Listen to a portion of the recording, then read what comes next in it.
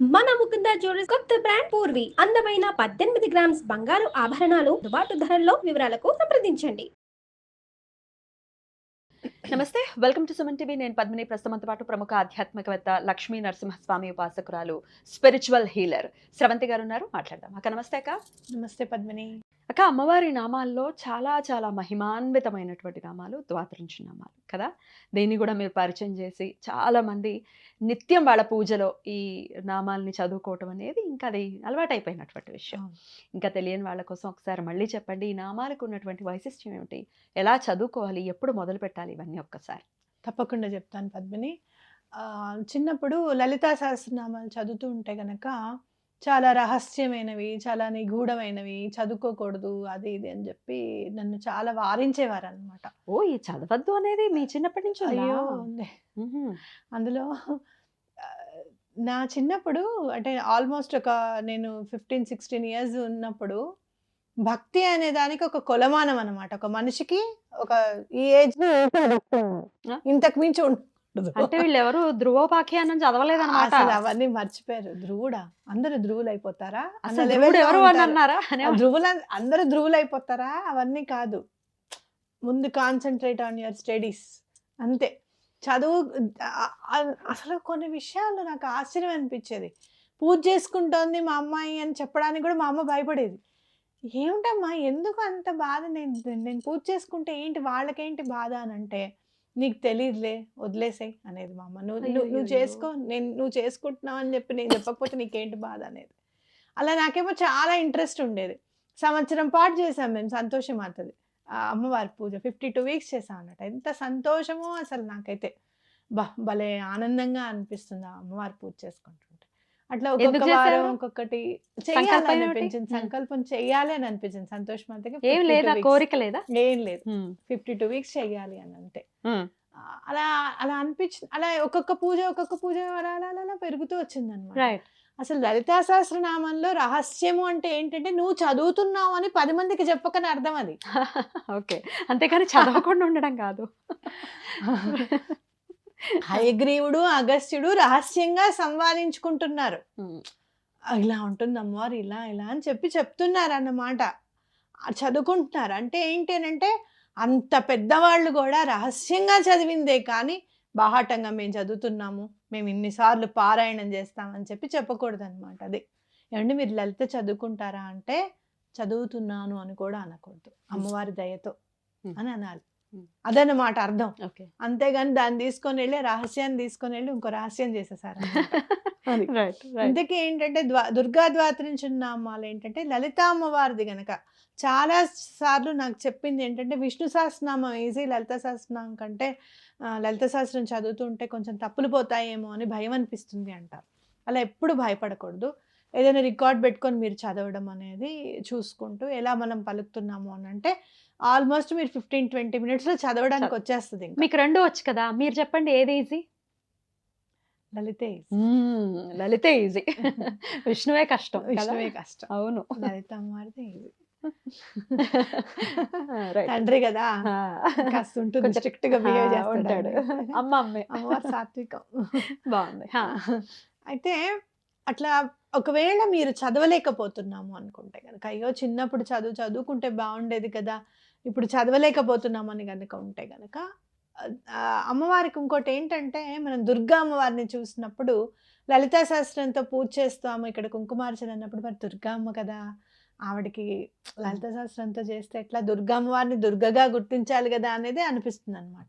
అలా అనిపించే అందరు ఋషులందరూ కూడా, అమ్మ నువ్వు ఇక్కడ వెలిసావు అని అంటే, అందులో ఆవిడ సాత్విక రూపం కోరుకొని ఆవిడలో ఉన్న ఉగ్ర రూపాన్ని లక్ష్మీ నరసింహస్వామిగా పక్కకి తీసుకొచ్చి మంగళగిరిలో ఆయన్ని నిలిపి మనకి సాత్వికంగా ఉండాలి అని చెప్పి సాత్వికంగా ఉన్నారు ఆవిడ. లేకపోతే లక్ష్మీ నరసింహస్వామి ఇంద్రకీలాద్రి మీద ఇద్దరిది ఒకటే రూపంగా ఉండి ఆవిడ చాలా ఉగ్రంగా ఉండేవారు అనమాట. అసలు ఎవరు తట్టుకోలేకపోయేవారు ఆవిడ శక్తిని. మరి అలాంటప్పుడు ఆవిడగా పూజించాలి అని అనుకున్నప్పుడు, అమ్మవారే స్వయంగా ఈ 32 నామాలు ఇచ్చి, దీంతో నాకు పూజ చేయండి, అనుగ్రహిస్తాను మిమ్మల్ని, లలితా సహస్రనామం చదివినంత ఫలితము అని చెప్పారట. అద్భుతం. ఇంకా నా జీవితంలోకి ఈ దుర్గా ద్వాత్రింశన నామాలు వచ్చిన తర్వాత అసలు నేను ఒక 32 నేను ఎలా చేసుకున్నానో పూజ చెప్తాను మీకు. నేను ఎప్పుడు ఒక 32 పువ్వులు అనంటే ఒక పువ్వు ఎక్స్ట్రాగా 2 పువ్వులు ఎక్స్ట్రాగా తీసుకుంటాను. 4, 5 పువ్వులు అనుకోండి. ఒకటి వినాయకుడికి, ఒకటి మా సుబ్రహ్మణ్యేశ్వరుడికి, అలాగే దత్తాత్రేయ స్వామికి, అలాగే బాబా గారికి, ఇలా అన్ని పెట్టుకొని ఒక 32 పువ్వులు విడిగా పెట్టుకొని ఒక్కొక్క నామానికి అమ్మ పాదం దగ్గర పెట్టడం జరిగిందనమాట. ఎలా?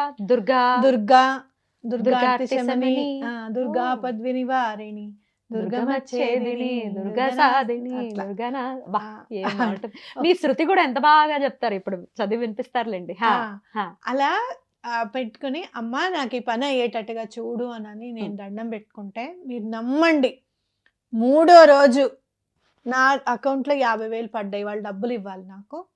వాళ్ళు అసలు ఎలా ఇస్తారో ఏంటో, వాళ్ళు చాలా పరిస్థితి బాగోలేదు అసలు. నేను ఈ ఒక మాట అనలేను. చాలా అయ్యో అని అనుకున్నప్పుడు 3వ రోజుకి నాకు అకౌంట్లో డబ్బులు పడ్డాయి. ఎన్నిసార్లు చదివారు పర్ డే? రోజుకి ఒక్కసారి.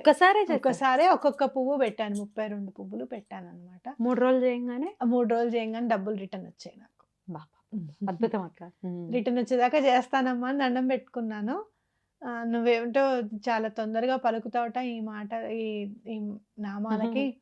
మరి నువ్వు పలుకమ్మ, నాకు వచ్చిన స్పృహకి నేను ఈ పువ్వులు పెడుతున్నాను, నాకు ఎలా అయినా సరే ఈ పని అయ్యేటట్టు చూడు అని చెప్పి పెట్టుకోవడము, నాకు రిటర్న్ రావడం అనేది జరిగింది. అద్భుతం. ఏ పువ్వులు పెట్టారు? చామంతి పువ్వులు పెట్టాను. ఏవైనా పెట్టచ్చా? ఏవైనా పెట్టచ్చు. నాకు ఎల్లో కలర్ చామంతి అంటే చాలా ఇష్టం. అసలు చాలా ప్రాణం. ఎల్లో కలర్ చామంతులతో చేశాను నేను. ఓకే, సరే. అయితే ఎలా చదువుకోవాలి, ఏ రోజు మొదలు పెట్టాలి, ఒకసారి చదివి వినిపిస్తే నేను స్క్రోల్ చేస్తాను. అది చక్కగా స్క్రీన్ షాట్ చేసుకుంటారు. డిస్క్రిప్షన్ లో కూడా నామాలు ఉంటాయి, చక్కగా మీరు సేవ్ చేసుకోవచ్చు. మరొకసారి చదివి వినిపించండి. తర్వాత ఎప్పుడు మొదలు పెట్టాలో చదివి వినిపించిన తర్వాత ఇంకొకటి కూడా ఎలా చేసుకోవాలో కూడా ఇంకొకటిసారి కూడా చెప్తాను నేను. అది కూడా చేసుకోవచ్చు. రైట్, ఇప్పుడు చదువుదాం. ఆ విఘ్నేశ్వరుడి పాదపద్మములకు నమస్కరిస్తూ దుర్గా ద్వాత్రింశన నామాల చదువుకుందాం.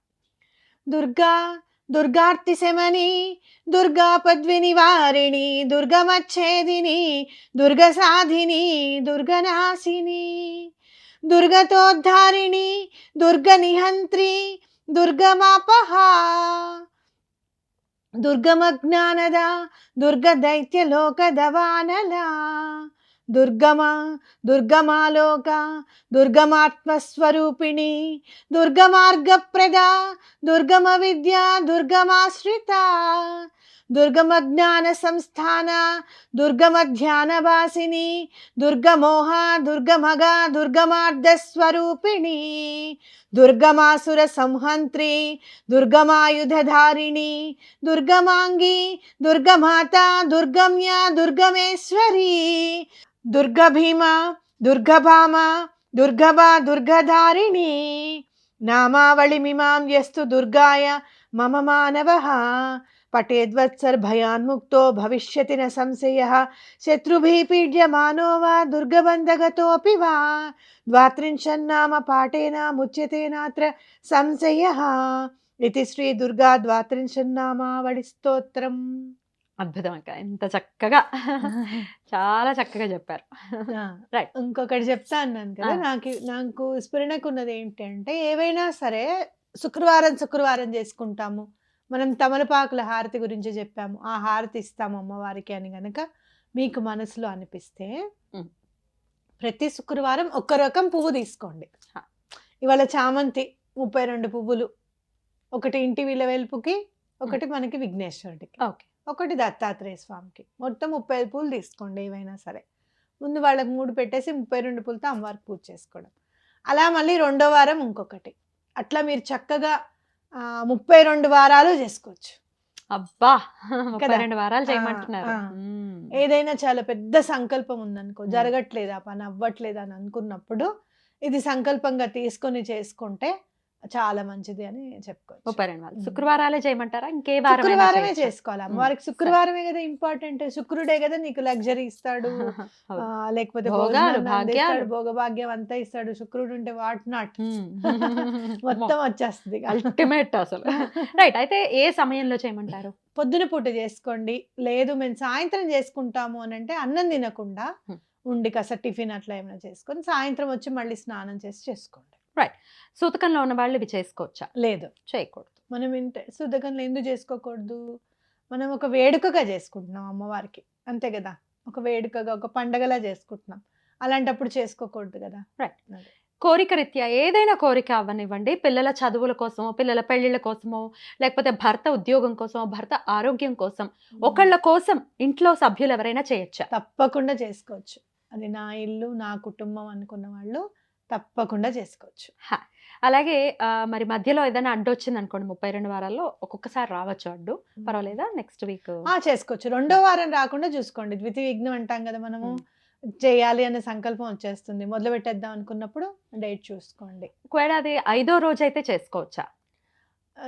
చేసుకోవచ్చు, తప్పేం లేదు. స్నానాలన్నీ పొద్దున్నే చేసేసుకొని, మా ఇంట్లో అయితే 5వ రోజే మేము అంతా చేసేసుకునేవి, మొత్తం అంతా తడిపేసి చేసి, తెలిసిందే కదా నీకు. మారినీళ్ళు అయిపోతాయి, మారినీళ్ళు అయిపోయిన తర్వాత ఇంకా చేసుకోవడమే.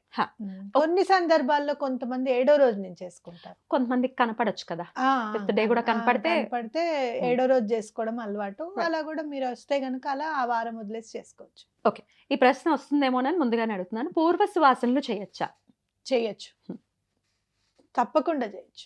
నేను చాలా గట్టిగా నమ్మే విషయం, పసుపు కుంకుమలు అనేది ఆడదానికి జన్మతః వచ్చాయి. ఏ రోజైతే మనం అన్నప్రాసం చేసిన తర్వాత అమ్మ కుంకుమ పెడుతుందో అప్పటి నుంచి మనదే, అది మన హక్కు, అంతే. అది తప్పకుండా చేసుకోవచ్చు, ఎటువంటి పరిస్థితుల్లోనూ అలాంటిది మాత్రం డౌట్ పెట్టుకోకండి. ఇంత అందంగా చెప్పారక్క, beautiful. Thank you so very much. ఇంకా ఏమైనా సందేహాలు ఉంటే కమెంట్ సెక్షన్లో ఖచ్చితంగా రాయండి, అడ్రస్ చేస్తాం. ఇంకేమైనా ప్రత్యేకంగా తెలుసుకోవాలన్నా కూడా రాయండి, ఖచ్చితంగా వాటి గురించి వీడియోస్ చేస్తాం. Thank you so very much అక్క. నమస్తే. నమస్తే.